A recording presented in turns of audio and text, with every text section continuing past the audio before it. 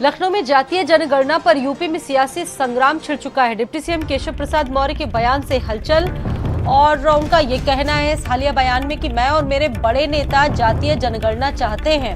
विपक्ष ने भी जातीय जनगणना पर सरकार का घेराव किया है। कल भी बता दें आपको कि विधान परिषद में इस मुद्दे पर काफी हंगामा हुआ था। विधान परिषद में भी सपा ने बहिर्गमन किया था। जातिगत जनगणना के पक्ष में केशव प्रसाद मौर्य का ये बयान सामने आया है और लगातार फिलहाल अब ये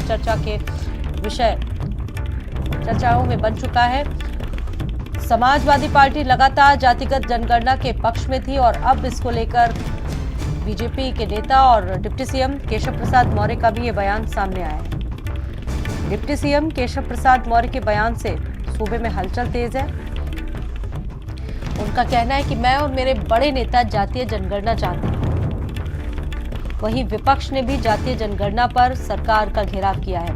विपक्ष हालांकि पहले से ही जातीय जनगणना के मुद्दे पर सरकार को घेर रही है, बार बार सवाल उठा रही है कि आखिरकार क्यों बीजेपी और केंद्र और प्रदेश सरकार जातिगत जनगणना के पक्ष में नहीं है। अब जिस तरीके से केशव प्रसाद मौर्य का ये बयान सामने आया है, उसके बाद एक बार फिर से सियासी संग्राम उत्तर प्रदेश में छिड़ चुका है।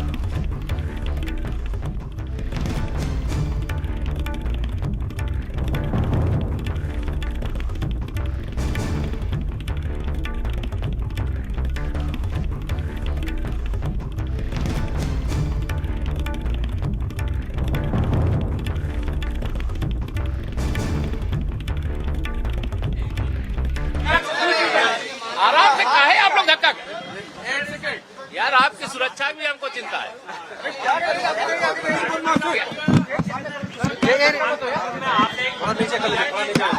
को लेकर के आप लोग चाहते हैं, समाजवादी पार्टी सवाल उठा रही है कि आप लोग की मंशा नहीं है। देखिए, समाजवादी पार्टी पिछड़ा विरोधी पार्टी है। जब वह सत्ता में थे तो उन्होंने पिछड़ों का कोई ध्यान नहीं दिया है। अब उनको पिछड़ों की याद आ रही है क्योंकि सत्ता से बेदखल हो चुके हैं। सत्ता में रहते हुए समाजवादी पार्टी 2014-2017 का चुनाव हारी, विपक्ष में रहते हुए 2019 और 2022 का चुनाव हारी, 2024 का चुनाव हारने जा रही है। तो समाजवादी पार्टी हो, चाहे कांग्रेस पार्टी हो, चाहे कोई भी पार्टी हो, जो जाति जनगणना की बात कर रहे हैं, वो जाति के नाम पर सत्ता में रहते हुए न्याय नहीं किए, अपनी पार्टी में न्याय नहीं किए, सदैव पिछड़ों का दमन करने का काम किए हैं, विशेष तौर से अति पिछड़ों का दमन करने का काम किए हैं, उनके अधिकारों का हनन करने का काम किए हैं। आज उनकी यह मांग केवल 2024 में, जब उनके पास कोई चुनावी मुद्दा नहीं है, जब विकास की गंगा बह रही है, गरीब कल्याण की योजनाएं तीव्र गति से आगे बढ़ रही हैं, हर समाज के हर जाति बिरादरी का विकास हो रहा है, वो उनको हजम ही नहीं हो रहा है। इसलिए उनका हाजमा ठीक होगा 2024 में, जब 80 की 80 सीटों पर भारतीय जनता पार्टी गठबंधन की जीत होगी और समाजवादी पार्टी सहित जो भाजपा विरोधी, पिछड़ा विरोधी, दलित विरोधी, गरीब विरोधी, महिला विरोधी, भ्रष्टाचार के समर्थक, अपराधियों के, माफियाओं के, गुंडों के समर्थक हैं, उनको जब जनता सबक सिखाएगी तब उनको याद आएगा कि हमें गलत रास्ते छोड़ करके वही रास्ता जो भाजपा का रास्ता, जो भाजपा की विचारधारा है, वहीं उनको आने के लिए विवश होना पड़ेगा। सरकार का स्टैंड क्या है सर जाति जनगणना को लेकर? सरकार का स्टैंड जनगणना को लेकर के, जनगणना कराना जाति के आधार पर या बिना जाति के आधार पर, ये भारत सरकार का काम है। उस पर भारत सरकार विचार करेगी। हम लोग जाति जनगणना के खिलाफ नहीं है। जनगणना के कार्यक्रम जो होने वो भारत सरकार से होने, राज्य सरकार से नहीं होने।